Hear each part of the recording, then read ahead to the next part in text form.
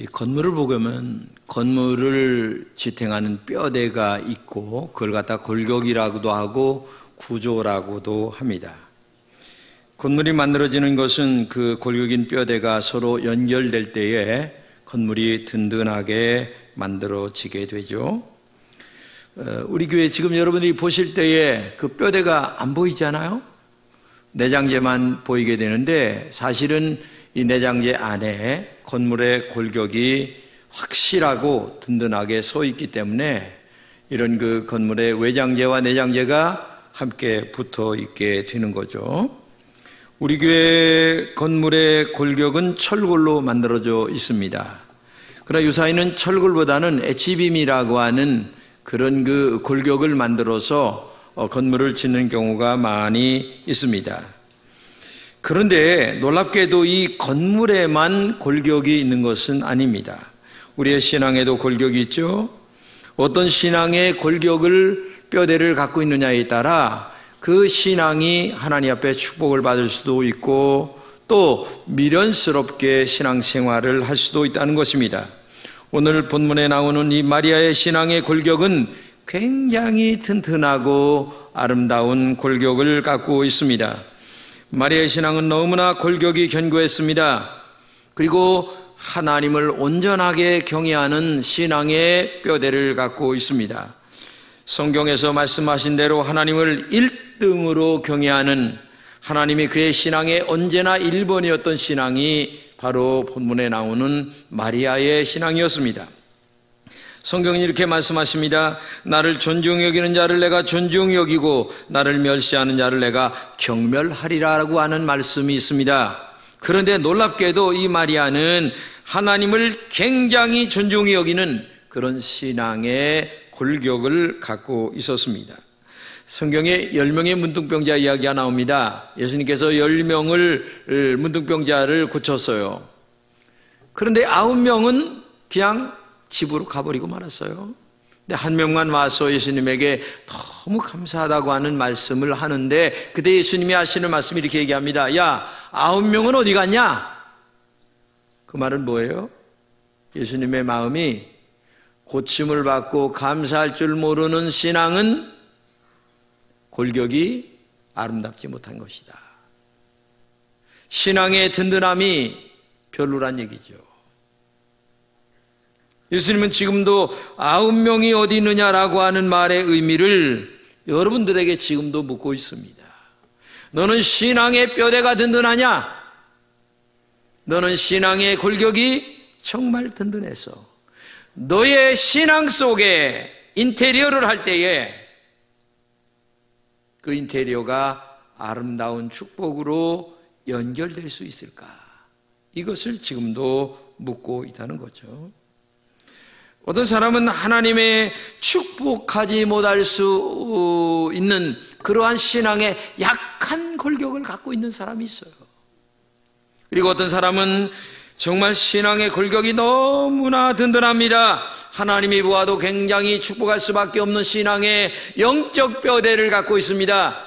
그래서 그의 신앙의 골격인 영적 뼈대에 축복이라고 하는 인테리어를 많이 붙일 수 있도록 신앙생활을 하는 분들이 많이 있죠. 그러므로 든든한 신앙의 골격을 가지는 것은 축복이죠. 안전을 보장받습니다. 하나님이 모든 것을 책임져 주십니다. 그의 앞길을 인도해 주십니다. 작은 일이나 큰 일이나 주님이 축복해 주시는 거예요. 그렇기 때문에 신앙의 이 뼈대를 갖는다는 것, 신앙의 골격을 갖는다는 것은 너무나 아름다운 일이고 축복된 신앙을 갖는 것이다. 본문은 아기 예수님이 이 땅에 탄생하는 과정을 잘 설명하는 내용입니다. 천사가 마리아에게 찾아와서 내가 임신할 것이다 라고 얘기합니다. 그때 마리아가 너무나 당황스러워요. 왜? 아직 남자를 알지 못하는 처녀인데, 처녀가 아기를 갖는다고 하는 말은 동서고금에 들어본 적이 없으니까 이게 당황스러울 수밖에 없어요. 그래서 나는 남자를 알지 못하는데 어떻게 임신합니까? 라고 얘기하니까 하나님이 아시면 된다. 이 말씀 한마디에 사실 마리아는 그 천사의 말을 받아들였다고 하는 것이 오늘 본문의 전체 내용이죠. 우리는 본문의 마리아의 신앙 골격에 다음과 같은 단계가 있음을 우리는 알아야 되겠습니다. 첫째는 상식적인 생각의 단계입니다. 오늘 본문의 마리아가 너무나 상식적으로 대답을 합니다.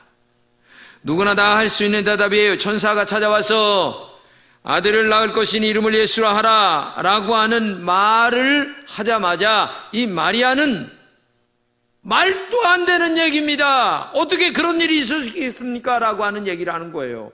이건 이성적으로 상식적으로 누구나 다 할 수 있는 대답이에요. 정말 마리아가 천사에게 말하되 나는 남자를 알지 못하니 내가 어떻게 이런 일이 있을 수 있겠습니까? 남자를 알지 못합니다. 남자를 대한 적이 없어요. 나는 여태까지 처녀였습니다. 그런데 내가 어떻게 아이를 낳을 수 있겠습니까? 너무나 당연한 말이에요. 여러분도 상식적으로 이 이성적인 얘기 하지 않을 수 있겠어요? 내가 정말 남자를 알지 못하는데 임신을 한다라는 말을 들을 때에 말도 안 되는 얘기입니다. 이런 얘기 할 수밖에 없죠. 이게 보편적인 인간의 상식입니다.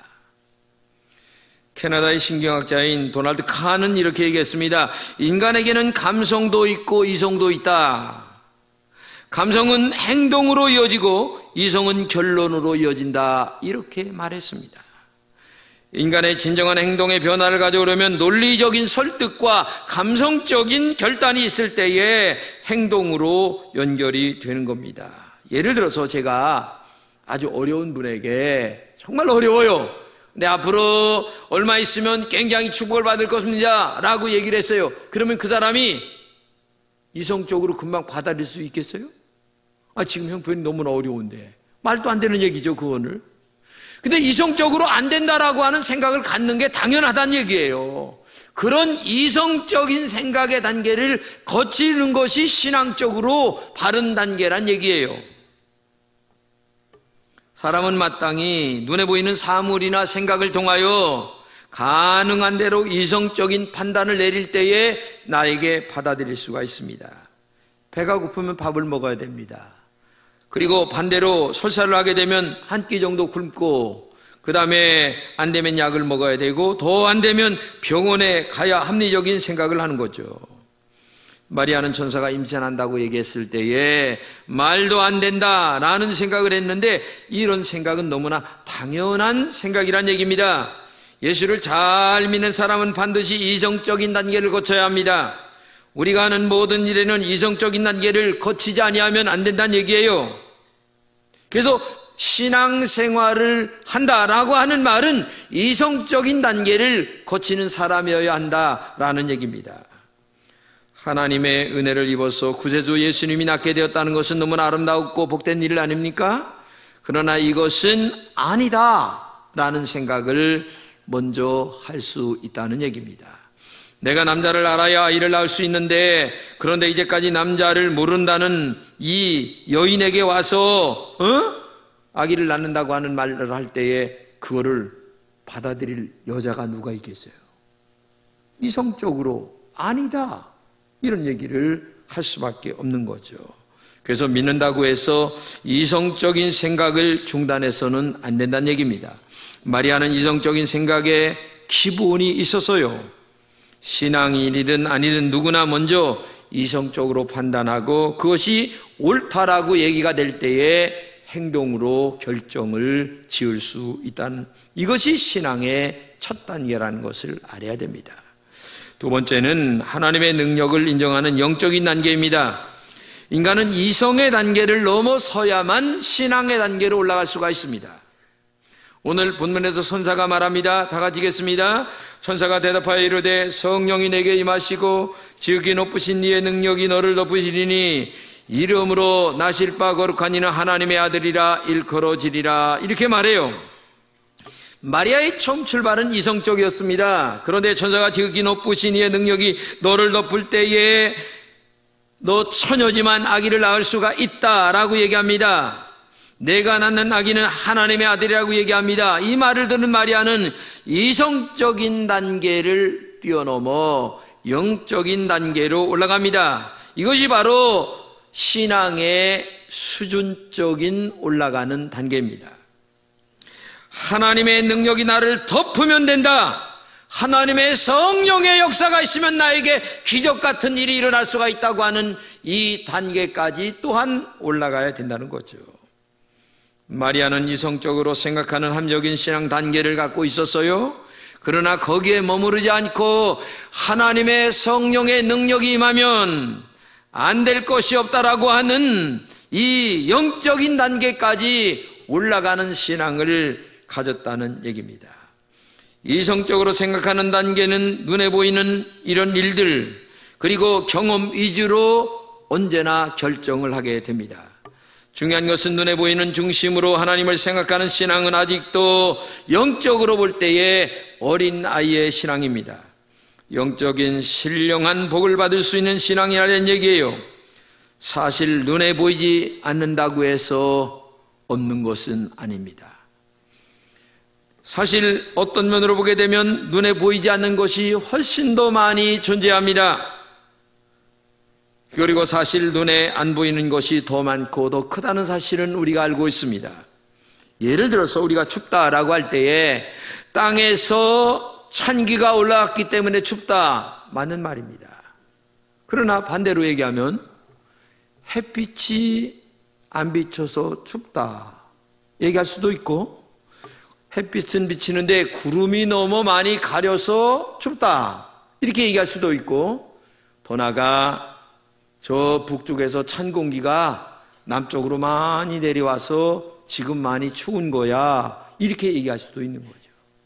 한 가지만 가지고서 춥다 안 춥다 이렇게 얘기할 수가 없다는 얘기예요. 여러분, 눈에 보이는 것보다 눈에 보이지 않는 것이 너무 커요. 그렇기 때문에 하나님의 이 위대하고 능력 있는 신령한 역사, 성령의 역사는 안 될 것이 없고 못할 것이 없는 것이 하나님의 능력임을 믿는 이 신앙, 이것이 진정한 영적인 단계로 올라가는 것이 놀라운 역사입니다. 여러분, 인생 살다가 한파가 몰아칠 때가 많아요. 참, 어떤 때는 그렇게 믿었던 자식이 나에게 한파를 몰고 올 때도 있고, 잘 나가던 사업이 어려워서 한파가 몰고 올 때도 있고, 어떤 때는 내 건강이 악화되어서 한파가 몰고 올 때도 있고, 이 인생의 한파는 한두 가지가 아닙니다.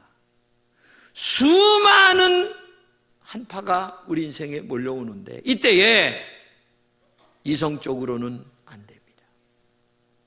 아무리 앞뒤를 재봐도 도저히 솟아날 구멍이 없어요. 그때에 하나님 앞에 정말 기도합니다. 믿음으로 살아갑니다. 그때에 이 인생의 나의 어려운 한파가 하나님의 전능하신 손길과 위대한 능력 안에서 물러가는 은혜가 있게 될 줄로 믿습니다. 이것을 믿는 게 신앙이고, 이것을 받아들일 줄 아는 게 영적인 단계로 올라간다고 하는 사실을 우리가 알아야 돼요. 하나님의 전능하심, 하나님의 위대한 능력, 우주 만물을 창조하신 하나님의 능력이면 내 인생의 한파도 물러갈 수 있다고 하는 이 엄청난 역사를 믿는 것이 영적인 단계로 올라가는 거죠. 저는 가끔 병자에게 손을 얹고 기도할 때가 많이 있습니다. 그때마다 이렇게 기도합니다. 저는 무익한 종입니다. 이 손은 사람의 손이지만 이 손에 주의 성령의 손이 함께하여 주의 영광을 나타내 주옵소서라고 기도할 때에 하나님은 놀랍게도 치유의 역사가 나타날 때가 많이 있는 줄로 믿습니다. 이게 인간이 계산을 해가지고 이해할 수가 있겠습니까? 도저히 주판을 튕겨가지고서는 이해가 안 돼. 믿는 거예요, 그냥. 하나님의 전능하심과 살아계심을 믿는 거예요.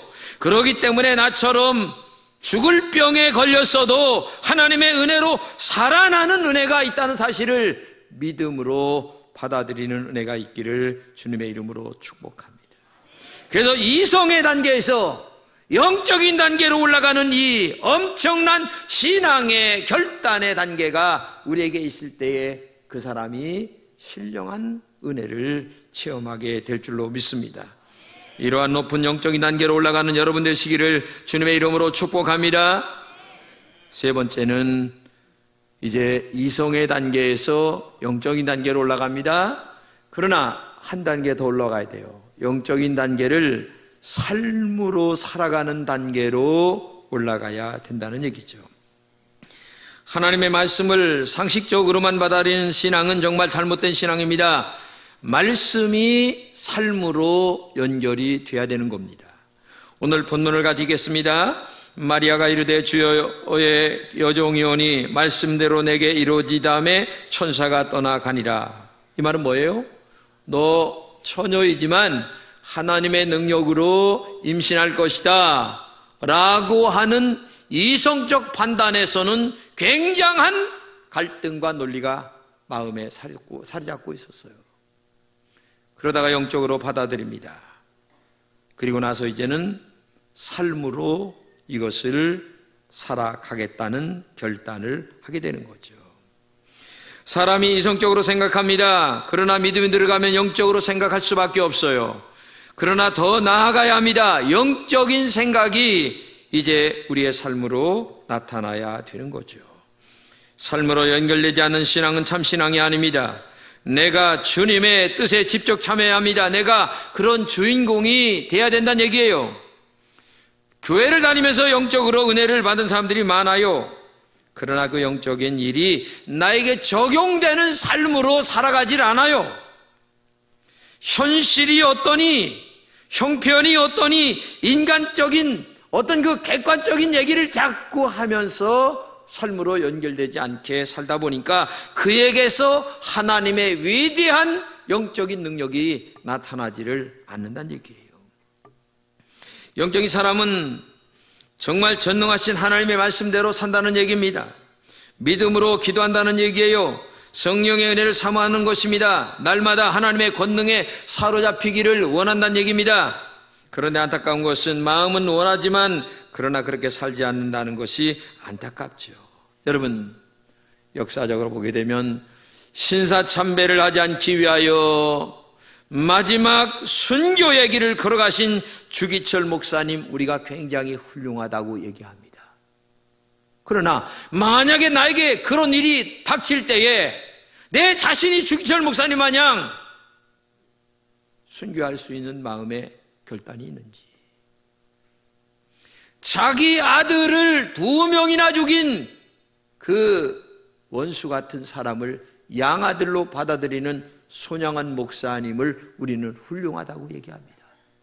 그런데 막상 나에게 그런 일이 있을 때 내가 오늘의 손양원 목사가 되어서 그 원수를 나의 양아들로 받아들일 수 있을까?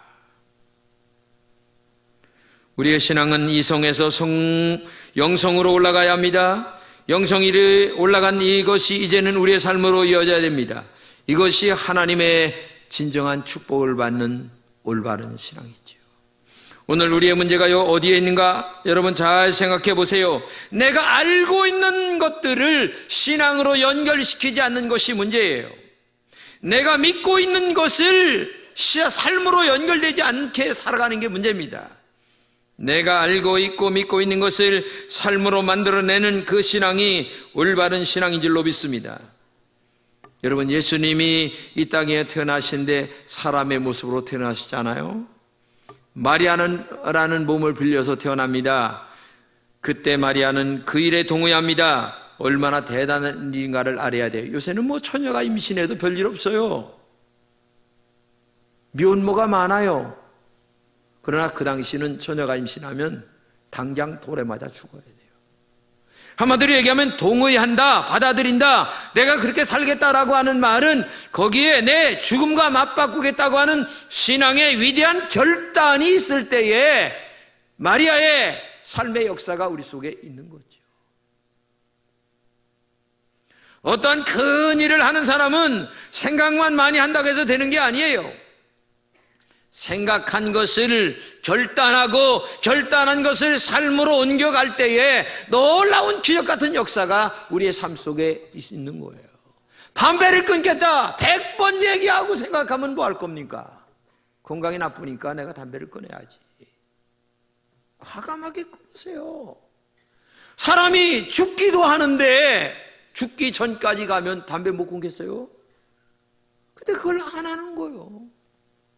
아니, 그런 결단 하나를 못하니 세상의 주인공이 되겠습니까? 마리아는 결단했어요. 내가 죽어도 좋다. 돌에 맞아 죽어도 좋다. 응? 사람들이 그래, 목사가 되는 것 참 훌륭합니다. 사모님이 되는 것 훌륭합니다. 근데 나는 못해요. 죽어도 못해요. 나는 그냥 장로 돼가지고 섬기겠습니다. 근데 그런 마음으로 살다 보니까 다른 어떤 일을 할 수가 없다는 얘기죠. 정말 결단이 있어야 됩니다. 부모님을 잘 모시는 것은 효자라는 거 잘합니다. 근데 나는 안 모시랴. 동생이 모시오. 형이 모시오. 나는 가끔 가서 인사나 하랴. 용돈이나 가끔 드리랴. 알았지? 그냥 그렇게 살아가는 사람들이란 말이죠. 이게 오늘 우리가 살아가는 모습이란 얘기죠. 성경으로 말씀하십니다. 성경의 축복을 받은 인물은 내가 되어보라. 내가 행동으로 결단하고 옮겨봐라. 그러면 너는 축복의 인생이 될 수가 있다. 아브라함이 명령에 순종하여 우상의 도시인 갈대아우를 떠난 것처럼 너도 결단하여 너의 상처받은 마음, 너의 아픈 모습, 네가 끊어야 될 모든 것들을 지금 결단하여 끊고 나갈 때에 너에게 위대한 미래가 펼쳐진다고 우리에게 말씀하고 있는 거예요. 본문에서 말씀하시는 것은 내가 오늘의 마리아가 되어보라는 얘기입니다. 내가 돌에 맞아 죽더라도 말씀이 삶이 되어 신앙생활을 살아가라는 얘기입니다. 내가 희생하겠습니다. 내가 손해보겠습니다. 내가 죽을지라도 주님을 위하여 살겠습니다. 이렇게 결단하는 의식구조, 신앙구조, 이게 내 마음의 의식 속에 살아있을 때에 그 사람이 축복의 삶을 살아갈 수 있는 거예요. 그래서 마리아는 하나님의 뜻이 내게 이루어지이다 하면서 결단했습니다. 죽어도 좋다. 근데 하나님은 죽게 만들지 않았어요. 위대한 여인으로 역사의 성모 마리아가 만들어지는 거예요. 성모 마리아가 아무나 만들어지는 게 아니에요. 위대한 결단을 하고 받아들이는 마음을 될 때에 우리에게 놀라운 결과가 만들어진다는 얘기예요. 제가 교회 다닐 때 우리 아버님이 간경화로 돌아가시려 할 때에 어머니가 마지막으로 구태했어요.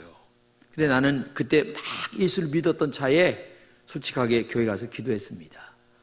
근데 나중에 우리 집에서 무당 굿이 됐는데 굿이 안 되는 거야. 그러니까 이 무당쟁이가 물었어요. 이 집에 혹시 예수 믿는 사람이 있어요? 그러니까 우리 어머니는 이제 막 믿어가지고서 교회 가서 기도하는 걸 모르고서 없는데요. 그러니까 아무리 징을 치고 난리를 쳐도 안 되니까 또 물은 거야. 그러니까 그때 생각이 난 거야. 우리 셋째 아들이 지금 교회 가서 기도하고 있는데요. 그러니까 이 무당쟁이가 하는 말이 그러면 안 된다. 예수 믿는 사람이 있으면 신이 안 내린다.